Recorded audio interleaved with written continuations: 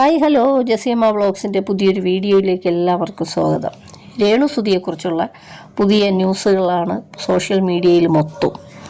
അപ്പോൾ രേണുസുധിയുടെ തലയിൽ പേനുണ്ടെന്നുള്ളതാണ് ബിഗ് ബോസിനകത്ത് അനുമോളുടെയും പിന്നെ കലാഭവൻ സരിതയുടെയൊക്കെ പരാതി. അപ്പം അങ്ങനെ ഒരു പരാതി ഉള്ളപ്പോൾ അവർ പബ്ലിക്കിൽ പറയാതെ വേണമെങ്കിൽ ഒരു സ്ത്രീ എന്നുള്ള ഒരു പരിഗണന, അവർ സ്ത്രീകളല്ലേ, കൊടുത്ത് സ്വകാര്യമായിട്ട് പറയാമായിരുന്നു. അവരത് ചെയ്തില്ല. ഇപ്പോൾ രേണുസുധി ബിഗ് ബോസിനകത്ത് പോകുന്നതിന് മുന്നേ തന്നെ ഹെയർ സെറ്റ് ചെയ്യാൻ പോയപ്പോൾ അവരെക്കുറിച്ചും രേണുസുധി എന്തോ പറഞ്ഞു. അങ്ങനെ അവർ വന്ന് പറയുന്നുണ്ടായിരുന്നു തലയിൽ മുഴുവൻ പേനാണെന്ന്. അങ്ങനെ അറിഞ്ഞ സ്ഥിതിക്ക് രേണു ആ ഹെയറൊക്കെ ഷാമ്പൂ എന്തെങ്കിലും ഇട്ട് ക്ലീൻ ചെയ്തിട്ട് വേണമായിരുന്നു അതിനകത്ത് പോകാൻ. പിന്നെ തല ചൊറിയുന്നെന്ന് പറയുന്നത് ഒരു പബ്ലിക്കിൽ അതൊരു വല്ലാത്ത അരോചകം തന്നെയാണ്. അപ്പം അങ്ങനെയുള്ള കാര്യങ്ങൾ ശ്രദ്ധിക്കണമായിരുന്നു. നമ്മളുടെ കയ്യിൽ നിന്നുള്ള മിസ്റ്റേക്ക് കൊണ്ട് മറ്റുള്ളവർ നമ്മളെ പറയുമ്പോൾ നമ്മൾ കരഞ്ഞിട്ട് കാര്യമില്ല. ഇതൊക്കെ ബിഗ് ബോസിനകത്ത് എപ്പോഴും ഒരാളിരുന്ന് തല ചൊറിയുക, പേൻ പൊട്ടിക്കുക എന്നൊക്കെ പറയുമ്പോൾ മറ്റുള്ളവർക്ക് അത് ബുദ്ധിമുട്ട് തന്നെയാണ്. എല്ലാവരുടെ ഉള്ളിലൊരു വെറുപ്പുണ്ടാകും. അപ്പോൾ ഇങ്ങനെയുള്ള കാര്യങ്ങൾ കുറച്ചുകൂടെ ഒന്ന് ശ്രദ്ധിച്ചിരുന്നുവെങ്കിൽ ഇത്രത്തോളം വിഷമിക്കേണ്ടി വരില്ലായിരുന്നു. ഇനിയിപ്പോൾ ശ്രദ്ധിച്ച് കാര്യങ്ങൾ മുമ്പോട്ട് കൊണ്ടുപോകുക, എപ്പോഴും ഹാപ്പി ആയിട്ടിരിക്കാൻ ശ്രദ്ധിക്കുക. ഈ ഒരു കാരണം കൊണ്ട് വീട്ടിലേക്ക് പോകണമെന്ന് പറയുന്ന കരയുന്നതൊന്നും അത്ര ശരിയായ കാര്യമല്ല. എന്തായാലും കുറച്ച് ഇങ്ങനെയുള്ള കാര്യങ്ങൾ രേണു ശ്രദ്ധിക്കേണ്ടിയിരിക്കുന്നു.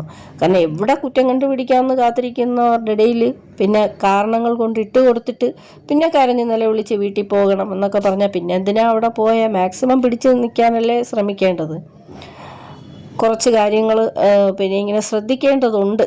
ആ ശ്രദ്ധിക്കാത്തതിൻ്റെ പേരിലാണ് ഇപ്പോൾ ഇത്രത്തോളം കേൾക്കേണ്ടി വന്നതെങ്കിലും ഈ തലചൊറിച്ചിൽ ഇങ്ങനെ നിരന്തരമാകുമ്പം ആൾക്കാരാരായാലും പറഞ്ഞു പോകും. അത് രേണു അതിനെക്കുറിച്ച് ശ്രദ്ധിക്കുന്നില്ല എന്നാണ് നമുക്ക് ഇന്ന് മനസ്സിലാക്കാൻ കഴിയുന്നത്. ഇനിയെങ്കിലും ആൾക്കാരെ കൊണ്ട് ഇങ്ങനെയുള്ള കാര്യങ്ങളൊന്നും പറയിപ്പിക്കാതെ വളരെ ശ്രദ്ധിച്ചും ഗെയിം കളിച്ചും നന്നായിട്ട് മുമ്പോട്ട് പോകാൻ ശ്രമിക്കുക. എപ്പോഴും ഇങ്ങനെ ആൾക്കാരെ കൊണ്ട് പരാതി പറയിപ്പിക്കുന്ന അതൊരു വല്ലാത്തൊരു ബോറായിരിക്കും. നമ്മുടെ ഹെയറൊക്കെ നമ്മളല്ലാതെ പിന്നെ ആരാ ശ്രദ്ധിക്കേണ്ടത്? അതൊക്കെ ശ്രദ്ധിച്ച് മുമ്പോട്ട് പോകണ്ടേ.